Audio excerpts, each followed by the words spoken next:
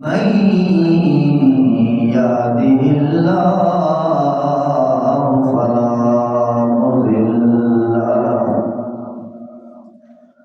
ومن يضلله فلا هادي له ونشهد أن لا إله إلا الله وحده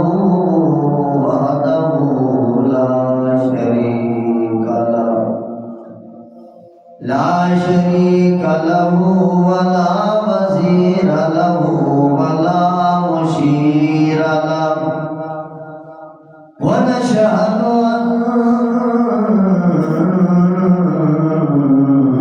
سيدنا وسندنا وحبيبنا وطبيبنا وطبيب قلوبنا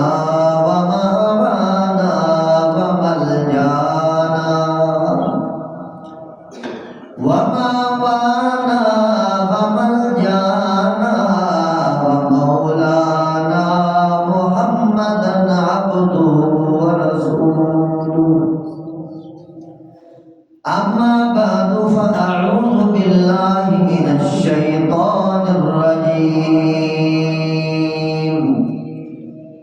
بسم الله الرحمن الرحيم إن الذين آمنوا وعملوا الصالحات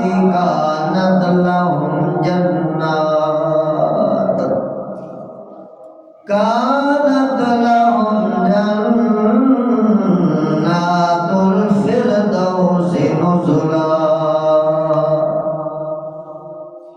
خالدين فيها لا يبغون عنها حولا سبحان ربك رب العزة عما يصفون وسلام على المرسلين والحمد لله رب العالمين. درود باقی تلاوت فرمائیں. السلام علیکم. يا رب صل وسلم دائما على حبيبك خير.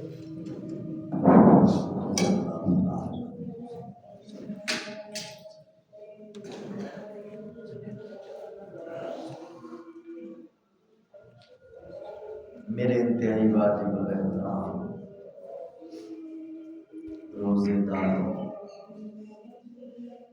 اللہ نبی کے پیاروں، جنت الفردوس کے حقداروں،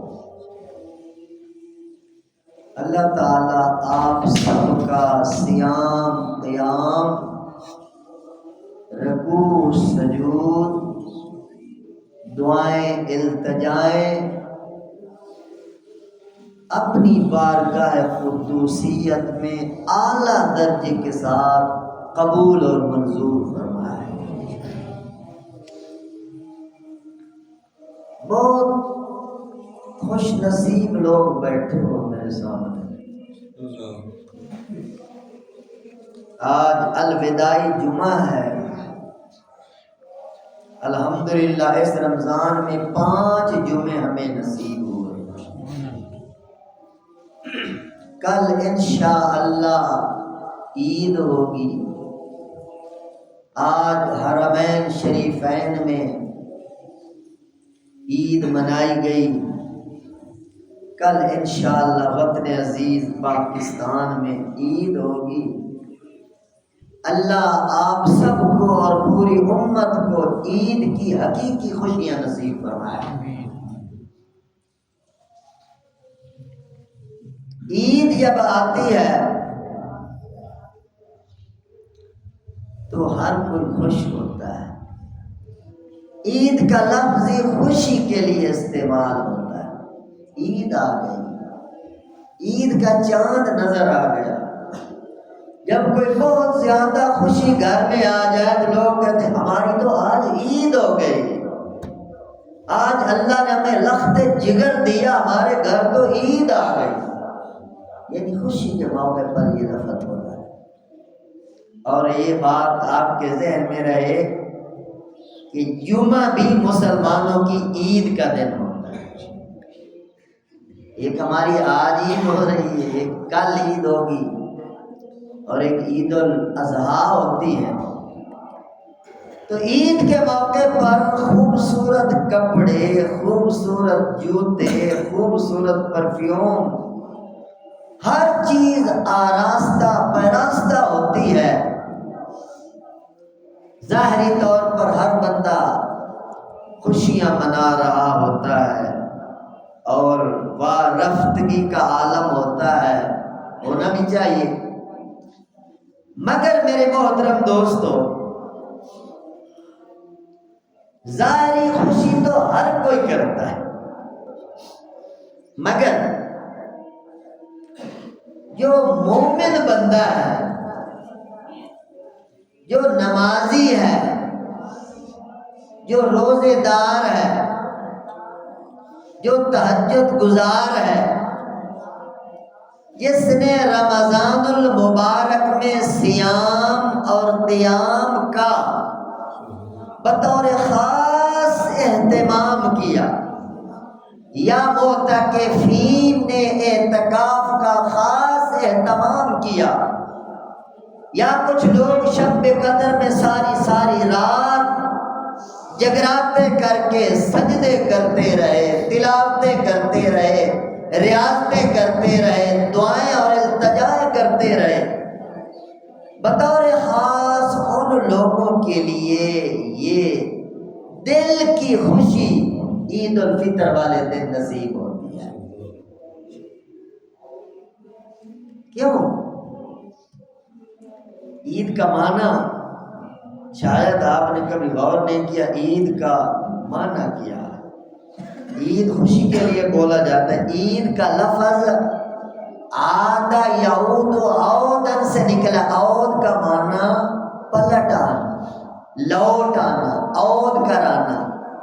عائد یعنی کسی چیز کا لوٹ آنا، اس کے لیے عود عائد عید کا لفظ بولا جاتا ہے۔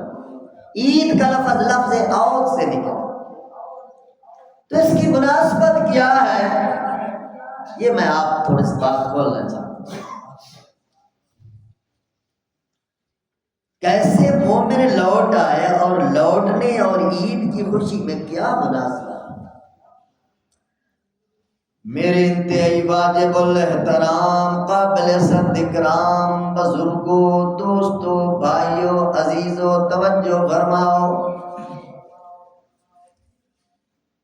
بندہ گنہگار، بندہ خطا کار، بندہ سیاکار، اللہ پاک کی نافرمانیاں کرتا کرتا کرتا بڑے دور گمراہی کے جنگل میں نکل جاتا ہے۔ صبح بھی غلطیاں ہوئیں، شام کو بھی غلطیاں ہوئیں، دن کو بھی خطائیں ہوئیں، رات کو بھی خطائیں ہوئیں۔ خطائیں کرتے کرتے، غلطیاں کرتے کرتے، گناہ کرتے کرتے بندہ دور نکل گیا، رحمان سے دور ہو گیا، قرآن سے دور ہو گیا، نبی علیہ السلام سے دور ہو گیا۔ مگر جب میرے دوستوں ماہ رمضان آتا ہے تو بندہ روزے رکھتا ہے، بندہ ساری کرتا ہے، بندہ افطاری کرتا ہے، بندہ قیام کرتا ہے، بندہ سجدے کرتا ہے، بندہ توبہ استغفار کرتا ہے۔ پورا رمضان یہ نیکیاں کرتے کرتے کرتے کرتے پہلے دور نکل گیا تھا، اب اس کی واپسی ہوتے ہوتے اللہ کے قریب ہو جاتا ہے، لوٹ آیا واپس، پلٹ آیا واپس۔ جو نافرمانی کے جنگل میں بھول بھٹک کر خدا اور مصطفیٰ سے دور ہو گیا تھا، جنت سے دور ہو گیا تھا، رحمت سے دور ہو گیا تھا، وہ نیک اعمال پال کر کے، روزے رکھ کر، خیراتیں کر کے، صدقے کر کے، اعتکاف کر کے، لیلۃ القدر کا اہتمام کر کے، گناہوں سے پاک صاف ہو کر واپس آ گیا، اس لیے اس بندے کو عید دے دی گئی، خوشی دے دی۔ اسی طرح میرے محترم دوستو، توبہ کا بھی یہی مطلب، توبہ کا معنی بھی لوٹنا اور پلٹنا ہوتا ہے۔ اس لیے قرآن پاک میں اللہ کے لیے لفظ تواب استعمال ہوا، ان اللہ هو التواب الرحیم، اللہ بہت بڑی توبہ کرنے والا رحیم ہے۔ اب جب اس کا یوں ترجمہ کیا جائے، تشریح نہ کی جائے، تو لوگ کہیں گے مولوی صاحب پاگل ہے، اللہ توبہ کرنے والا ہے۔ مگر میرے محترم دوستو، اگر آپ معنی میں غور کریں گے تو توبہ کا معنی لوٹنا، توبہ کا معنی پلٹنا، توبہ کا معنی معافی۔ بندہ گناہوں سے توبہ کر کے واپس اللہ کے دربار میں آ جاتا ہے، پکی سچی توبہ کر کے پاک صاف ہو کے واپسی ہو جاتی ہے۔ جب بندہ واپس آتا ہے تو اللہ کی رحمت جو روٹھی ہوئی تھی، اللہ کا کرم جو دور جا چکا تھا، اللہ کا جو غضب اس بندے پہ نازل ہو چکا تھا، اللہ اس غضب کو ہٹا کر توبہ رجوع کرتے ہیں، اس بندے کو اپنی رحمت کی آغوش میں لے لیتے ہیں۔ تو عید اصل میرے دوستو ہے عید، ان الذین آمنوا وعملوا الصالحات کانت لہم جنات الفردوس نزلا۔ جو ایمان والے اور نیک اعمال کرنے والے، اللہ فرماتے ہیں ان کی یہاں بھی عید ہے، وہاں بھی جنات الفردوس نزلا، بہشت بری جنت الفردوس میں ان کی میزبانی کی جانے والی۔ اللہ ہم سب کو نصیب فرمائے۔ اور میرے محترم دوستو، رمضان المبارک اب ماشاءاللہ گزر چکا ہے، قدر شناس لوگ بیٹھے، رمضان کی برکتوں کو کیسے کھولا جائے بیان نہیں کر سکتا۔ کوئی بات تو ہے، سال کے 12 مہینوں میں سے ایک رمضان کو اللہ نے منتخب کیا ہے، روزوں کے لیے بھی، اور اپنا قرآن بھی اللہ نے رمضان میں نازل فرمایا۔ فقط قرآن نہیں، تورات بھی رمضان میں نازل ہوئی، فقط تورات نہیں، انجیل بھی رمضان میں نازل ہوئی ہے، فقط انجیل نہیں، زبور بھی رمضان میں نازل ہوئی ہے۔ یعنی کوئی تو بات ہے کہ اس مہینے میں اللہ بندوں سے ہم کلام ہوتے ہیں۔ جو قرآن پاک پڑھتا ہے نا، وہ یہ یقین کرے کہ وہ اللہ سے ہم کلام ہوتا ہے، چونکہ یہ اللہ کا کلام ہے۔ اللہ پاک نے اپنی شایان شان اس کا تکلم فرمایا ہے، اللہ نے خود پڑھا ہے۔ وہ خوش نصیب دوستو، یہ قرآن پتہ نہیں کن کن ہستیوں سے گزرتا ہوا آپ لوگوں کے پاس آیا۔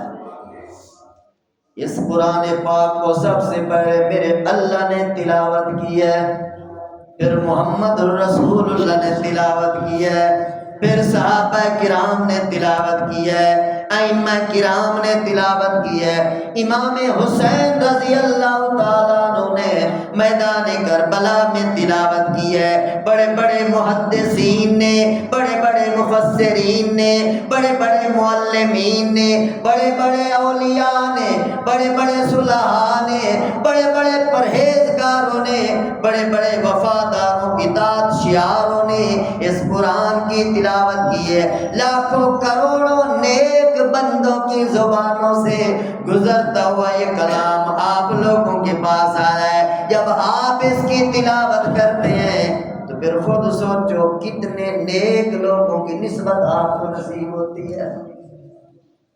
بہت بڑا انعام ہے اس امت کے لیے۔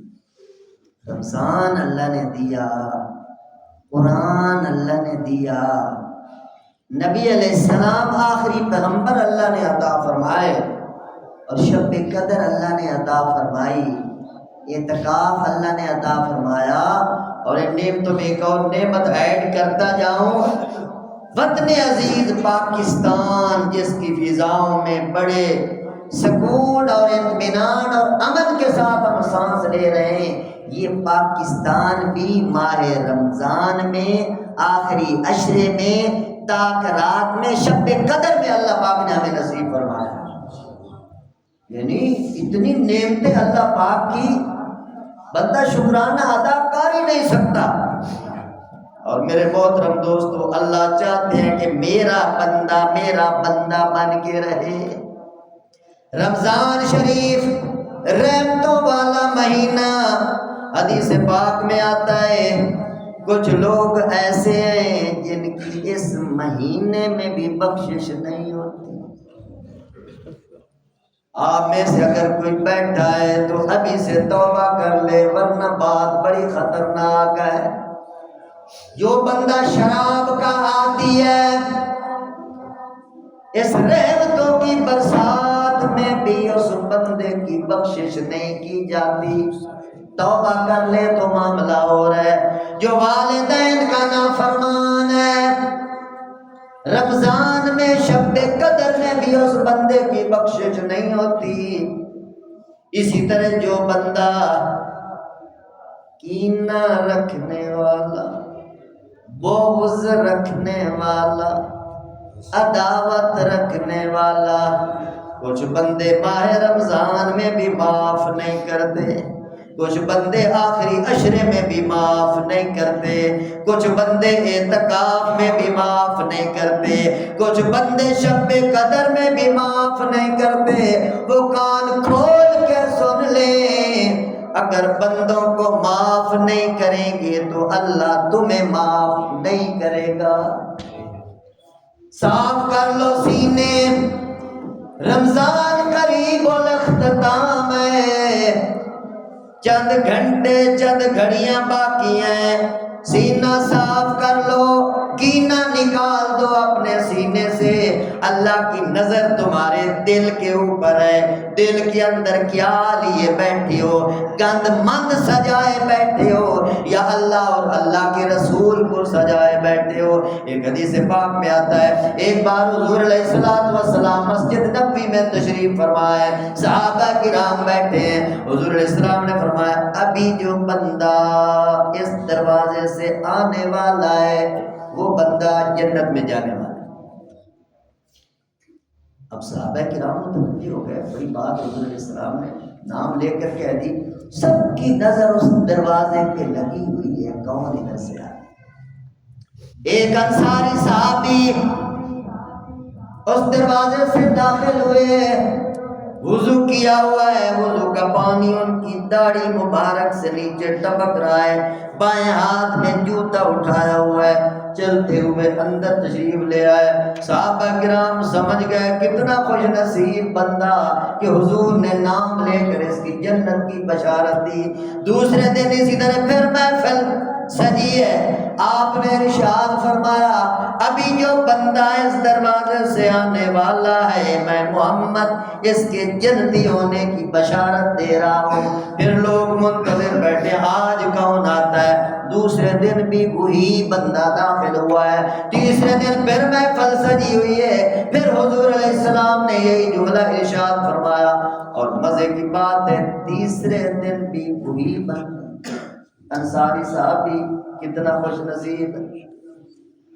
تو حضرت عبداللہ بن عمر بیٹھے تھے، ان کے دل میں تجسس ہوا یار یہ ساری رات مصلی پہ کھڑے رہتے ہوں گے، رات کو کوئی خاص وظائف پڑھتے ہوں گے، تلاوت کرتے ہوں گے، تو اس عمل کو چیک کرنے کے لیے حضرت عبداللہ بن عمر مہمان بن کے ان کی گھر، ان کو نہیں بتایا کہ میرے آنے کا مقصد کیا ہے، بس آپ کا مہمان ہوں، آپ کے پاس آیا ہوں، میرا کھانا آپ کے پاس چلے گا، رہائش آپ کے پاس چلے گی۔ ایک دن گزرا، دیکھا رات کو ساری رات سوئے رہے، اتنا دیکھتے رہے جب کروٹ بدلتے ہیں سبحان اللہ، کبھی کہتے ہیں الحمدللہ، کبھی کہتے ہیں اللہ اکبر، اللہ کو یاد کرتے ہیں، جب بھی آنکھ کھلتی ہے وہ اللہ کا نام لے کر کروٹ بدل کے سو جاتے ہیں۔ حضرت عبداللہ بن عمر حیران ہوئے، کوئی عمل تو خاص دیکھا نہیں، یہ رات کو سارے سو جاتے ہیں، یہ بھی سو گئے، باقی بھی نمازیں پڑھتے ہیں، یہ بھی نمازیں پڑھتے ہیں، امتیاز کیا ہے؟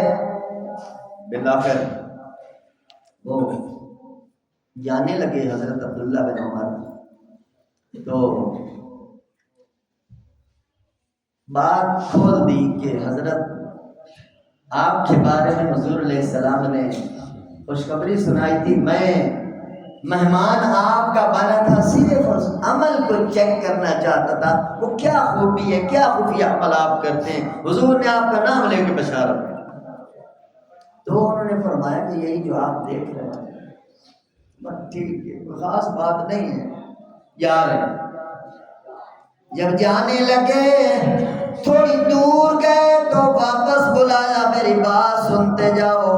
اس انصاری صحابی نے آواز دی اور عبداللہ بن عمر واپس آئے اور انہیں بات بتا دی۔ حضرت بات یہ ہے، میں جب رات کو سونے لگتا ہوں، بستر پہ آتا ہوں، سونے سے پہلے اپنے سینے کو صاف کر کے سوتا ہوں، سب کو معاف کر کے سوتا ہوں، سینے کو صاف کر کے سوتا ہوں، کسی کے بارے میں کوئی کینہ نہیں، کسی کے بارے میں کوئی بغض نہیں، کسی کے بارے میں کوئی عداوت نہیں، کسی نے اگر زیادتی بھی کر لی تو اللہ واسطے معاف کر دیتا ہوں، سینے کو صاف کر کے سوتا ہوں۔ شاید اسی وجہ سے اللہ پاک نے اپنے نبی سے خوشخبری سنائی ہے۔ تو میرے محترم دوستو، بہت بڑی بات ہے۔ یورپ کے علاقے میں کتاب چھپی تھی اور تقسیم سے پہلے اعلان کیا گیا تھا کہ بہت بڑے سکون کا نسخہ اس میں بتایا گیا ہے، جو اس کتاب کو خرید کرے گا اس کو بہت بڑا سکون کا نسخہ ملے گا۔ تو ساری دنیا سکون کی تلاش میں ہے، تو وہ کتاب پیک ہے، بند ہے، اس کی قیمت بھی بڑی لگی، ڈالروں میں قیمت لگی اس کی، تو لوگ دڑ دڑ خریدنے کے لیے گئے، خریدار کتاب کر لیا، کتاب کھولتے ہیں تو پہلا صفحہ خالی، دوسرا، تیسرا، چوتھا، پیج خالی ہے، اوراق خالی ہے، اتنی بڑی کتاب ہے، اور آخر میں لکھا ہوا ہے اگر سکون چاہتے ہو تو لوگوں کو معاف کر۔ یعنی یہ دنیا دار لوگ بھی سیاسی نقطۂ نظر سے، مادی نقطۂ نظر سے بھی اس بات کو سمجھ گئے ہیں کہ معاف کر دینے میں کتنا سکون ہے، اور اسلام نے ہمیں 1450 سال پہلے یہ نسخہ بتایا کہ معاف کر دو، تجربہ کر کے دیکھو، معاف کر دیں گے تو فوراً آپ کے دماغ کو ایک سکون ملے گا، فریش ہو جائے گا دماغ۔ ایسے بوجھ بندے نے سر پہ اٹھایا ہوا ہے، مخالفتوں کا، دشمنیوں کا، فلاں نے یہ کیا میں یوں کر دوں گا، فلاں کے ساتھ یہ کرنا، وہ کیا کر سکتے ہو؟ اللہ کا ایک نظام ہے، مدعی لاکھ برا چاہے تو کیا ہوتا ہے؟ وہ ہوتا ہے وہی جو منظور خدا ہوتا ہے۔ آپ کسی کو عزت ذلت نہیں دے سکتے، وَتُعِزُّ مَن تَشَاءُ وَتُذِلُّ مَن تَشَاءُ، اور بندے کے ہاتھ میں اختیار ہوتا، آج کوئی روٹی نہ کھا سکتا، اختیار اللہ کے ہاتھ میں ہے۔ لہذا انسان بنو، ابدیت کے دائرے میں آؤ، انسانیت کے دائرے میں آؤ، اللہ کے بندے بن جاؤ۔ رمضان المبارک کی آخری گھڑیوں میں بیٹھے ہو، معاف کر دو، اللہ کے لیے معاف کر دو۔ جس نے تمہارے ساتھ زیادتی کی ہے وہ معافی نہیں بھی مانگتا تو تنہائی میں بیٹھ کر اللہ کو گواہ بنا کر اسے معاف کر دو۔ خدا کی قسم یہ اتنا قیمتی عمل ہے، جب اس کا بدلہ آپ کو ملے گا تو آپ حیران ہو جائیں۔ قرآن بھرا پڑا ہے۔ ایک بار سیدنا امام حسین رضی اللہ تعالیٰ عنہ، ان کو وضو کرانے کے لیے نکرانی برتن لے کے آئی تو اللہ کی شان اس بیچاری کو ٹھڈا لگا، وہ گر گئی اور برتن بھی گرا، برتن ٹوٹ گیا اور پانی کے چھینٹے امام حسین رضی اللہ عنہ، امام عالی مقام، بہت بڑے شہزادے، اللہ ان کے درجات کو مزید بلند فرمائے۔ تو ظاہر بات ہے ایسے موقع پر غصہ آیا، امام صاحب کو غصہ آیا۔ اس وقت نکرانیاں اور لونڈیاں وہ بھی قرآن پر عبور رکھتی تھی، تو جب امام صاحب کے تیور بدلے، فطری طور پر غصہ آیا، تو اس نکرانی نے خادمہ نے قرآن کی آیت پڑھی، وَالْكَاظِمِينَ الْغَيْظَ۔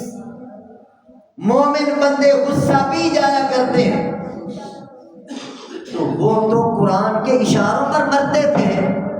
یہی تو شان ہے صحابہ کرام اور اولیاء کرام کی، جب قرآن کی بات ہے تو اپنے جذبات، اپنے خیالات، اپنے ذاتی رجحانات ان کو ذبح کر دیتے ہیں۔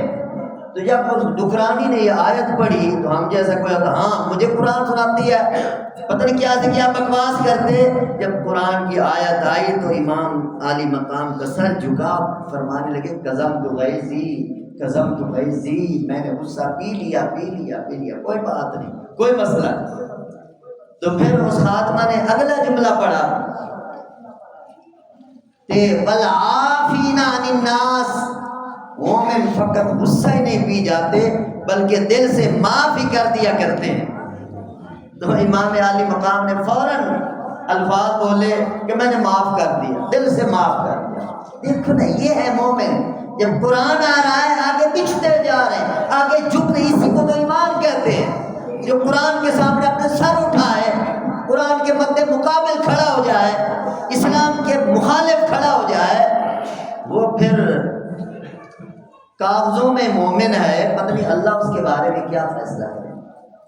اور پھر جب امام عالی مقام نے عفوت کا لفظ بولا، میں نے معاف کر دیا، اس نے پھر اگلا جملہ پڑھا، واللہ یحب المحسنین۔ امام عالی مقام، ایمان والے بندے فقط غصہ ہی نہیں پیتے، فقط معاف ہی نہیں کرتے، بلکہ ان کی شان ہے وہ احسان کیا کرتے ہیں، وہ احسان کیا کرتے ہیں۔ جن کی طرف سے آپ کو دکھ پہنچے، آپ ان کے ساتھ احسان کریں، آپ کا ہاتھ ہمیشہ اوپر رہے گا، اللہ کی نگاہ میں آپ کی قدر بڑھ جائے گی، قیمت بڑھ جائے گی، عزت بڑھ جائے گی۔ تو واللہ یحب المحسنین، جب یہ جملہ آیا تو امام عالی مقام نے فرمایا اللہ کے لیے میں نے آپ کو آزاد کر دیا، یہ میرا آپ پر احسان۔ تو میرے محترم دوستو، قرآن کی اداؤں پر، قرآن کی آیات پر، قرآن کی ہدایات پر ہم نے پچھنا ہے، اپنے آپ کو مٹانا ہے، اپنے آپ کو جھکانا ہے۔ اسی کے اندر میرے دوستو دنیا کی بھی کامیابی، آخرت کی بھی کامیابی۔ اللہ مجھے اور آپ سب کو عملی زندگی نصیب فرمائے۔ وآخر دعوانا الحمدللہ۔